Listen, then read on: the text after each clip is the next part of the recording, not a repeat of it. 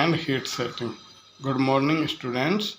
In this video we will discuss about the finishes setting and heat setting. As we know, setting and heat setting are the dimensionally stable process. These are related to wool, polyester, particularly wool and polyester. The setting of textile material is a process to bring it to a specified condition by suitable means. Dimensionally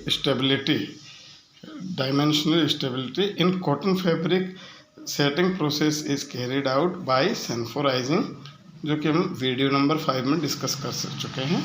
in wool it is carried out by Ponting,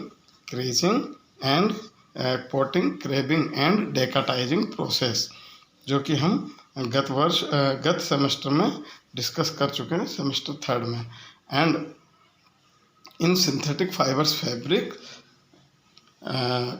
setting is carried out by heat setting process, जो कि स्टैंडर पर किया जाता है. ठीक. Y dimensional stability done, इसकी ज़रूरत क्या है? तो देखिए, डायमेंशनल स्टेबिलिटी इसलिए ज़रूरत है कि फैब्रिक मैन्युफैक्चरिंग में डिफरेंट टाइप के फोर्सेज फाइबर और यार्न पर लगते हैं. उन फोर्सेस के कारण जो फाइबर है या यार्न है वो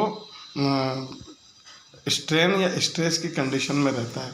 वो स्ट्रेस और स्ट्रेन जब फ्री नहीं होते हैं तो ड्यूरिंग यूज या डेली लाइफ में फाइबर कभी भी डिस्टॉर्ट हो सकता है, फैब्रिक कभी भी डिस्टॉर्ट हो सकता है, श्रिंक हो सकता है.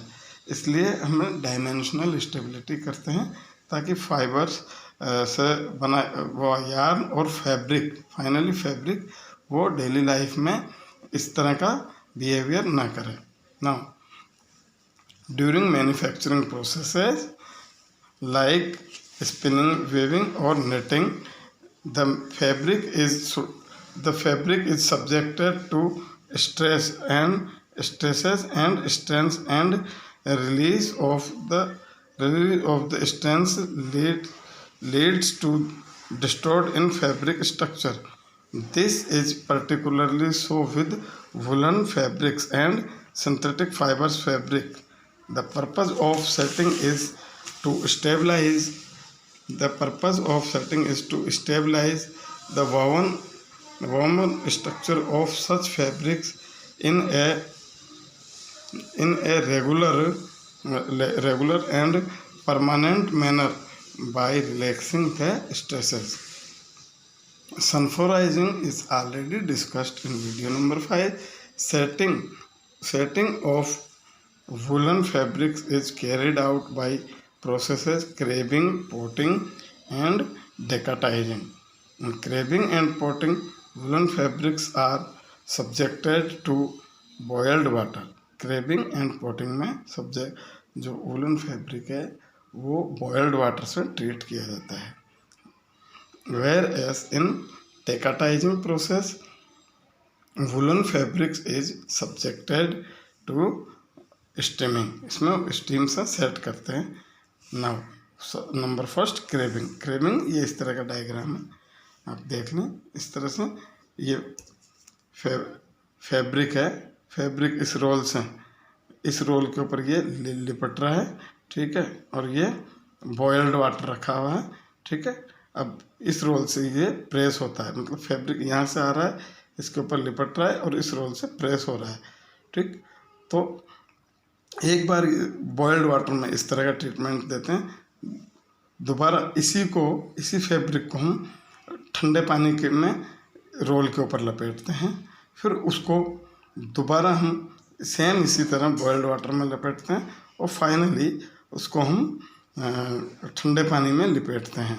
ठंडे पानी में रोल पर लपेटते हैं. तो मतलब कुल मिलाकर 2 बार इसको बॉइल्ड वाटर के साथ ट्रीट करते हैं और 2 बार बिल्कुल कोल्ड वाटर के साथ ट्रीट करते हैं. तो डायमेंशनली स्टेबल हो जाता है. यह प्रोसेस क्रेबिंग के नाम से जाना जाता है.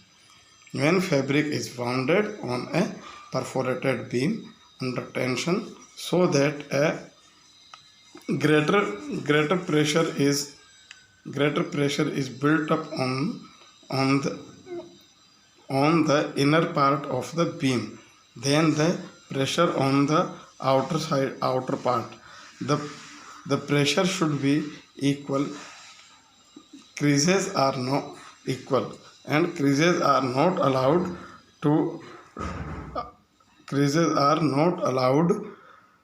and half beam is immersed in the boiling water. अगर जो इसमें क्रीज पड़ गई सेट करते समय, तो क्या होगा कि यह जो क्रीज है वो परमानेंट हो जाएगी, वो किसी भी प्रोसेस से आगे मिट नहीं सकेगी। इसलिए इस प्रोसेस में कंप्लीट ध्यान रखते हैं कि क्रेबिंग में कभी भी क्रीज नहीं पड़े। एक minute. The beam is kept rotating in the boiling water bath for about 10 minutes, and the cloth is then passes to the second trough containing boiled water and woven on the another beam. By such method, inner end becomes outer, and outer end becomes inner. Inner end becomes outer, and outer end becomes inner. By repeating the cloth is thus uniformly treated. The treatment prevents fabric shrinkage and presents the woven design and fabric structure. Ponting, next process जो है वो Ponting है। इसके अंदर एक ये perforated beam होता है, ये परफोरेटेड बीम है स्टील का। इस परफोरेटेड स्टील बीम के ऊपर पहले कॉटन का फैब्रिक लपेटा जाता है, फिर उसके बाद में वुलन का फैब्रिक लपेटते हैं, अगेन उसके ऊपर कॉटन का फैब्रिक लपेट कर और इसको एक बॉयल्ड वाटर में रख दिया जाता है। इसके बाद जब ट्रीटमेंट कंप्लीट हो जाए तो दोबारा इसको एक स्टील के परफोरेटेड बीम के ऊपर लपेटते हैं, और परफोरेटेड बीम सेम उसी तरह पहले कॉटन का फैब्रिक लगाते हैं, परफोरेटेड बीम पर लपेटते हैं, उसके बाद में वुलन फैब्रिक लपेटते हैं, फिर कॉटन का फैब्रिक में लपेट कर इसको हम एक बॉयल्ड वाटर के टब में या बाथ में डाल देते हैं। तो इससे शुरुआत के केस में जो एंड इनसाइड में था वह आउटसाइड में आ जाता है, और बाद में वही इनसाइड वाला आउटसाइड में और आउटसाइड वाला इनसाइड में हो जाता है। इससे 2 बार फैब्रिक का ट्रीटमेंट हो जाता है। ठीक है ना। Potting, this process is also known as roll boiling. ये high quality woollen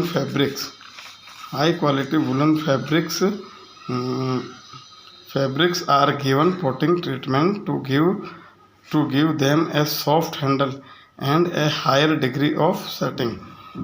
Woolen cloth is wound under tension and free from creases, and perforated iron beam. Cotton fabrics are used to cover perforated beams and woolen fabrics before and after wrapping. The roller with the cloth wound on it is placed vertically into a tank filled with cold water, then gradually heated to the boiled, and then roller is kept on boiling water for 4 to 5 hours. It is then taken out and the water is allowed to drain. In vertical position. The cloth is then unwound and rewound on another perforated iron roller to bring the outer layer of the cloth to the inside, and the entire treatment is repeated. The cloth is then allowed to cool gradually. This produces a cloth with smooth glossy surface with a permanent set. Next process है डेकाटाइजिंग और blowing. इस process में जो cotton fabric है उसको एक रेपर में woollen fabric को एक रेपर में लपेटते हैं और स्टीम सेट करते हैं और उस स्टीम सेट के थ्रू परमानेंट सेट होती है. In this process fabric in open width form is wounded under uniform tension and free from creases on a perforated beam. A side wrapper is then applied and the ends bound firmly with a cord. Steam is blown through the roll of fabric for 10 to 15 minutes. The fabric is then cooled by blowing air through the roll, and when it becomes dry, it is removed. It is then rewound on another perforated beam and decatized again with the inside layer out, so that the fabric received uniform treatment. ये हो गया woollen की setting या woollen की dimensional stability का complete हुआ. अब ये जो है heat setting, that is heat setting of polyester blended fabrics. Heat setting is process applied to the fabric made from synthetic fibers like nylon, polyester, etc. In heat setting, the fabric is subjected to the action of high temperature for a short time to make it dimensionally stable. The need for setting these fabrics arises because they are liable to a kind of shrinkage peculiar to them and due to method of manufacturing when exposed to high temperature. High temperature पर वो polyester के fabric को स्टेंटर machine से पास किया जाता है, तो इसके जितने भी पार्टिकल्स है वो ओरिएंट हो जाते हैं, एक ही डायरेक्शन में ओरिएंट होते हैं, इससे हीट सेटिंग हो जाती है. और हीट सेटिंग पर जो ट्रीटमेंट दिया जाता है और उसके बाद में इसमें कोई भी चेंजेस पॉसिबल नहीं है, डायमेंशनली स्टेबल हो जाता है. Thus polyester fabric shrinks to about 7% in boiling water and up to 20% at 220 degrees Celsius. The process of heat setting essentially consists of exposing the fabric while under dimensional control to a temperature about 180 degree to 220 degrees centigrade, slightly higher than any temperature likely to be met in subsequent processes or use. The process heat setting is carried out on machine. Stentor in the heat setting is carried out on machine stentor in which the fabric passes at 180 degree to 220 degree centigrade temperature from starting to the last end.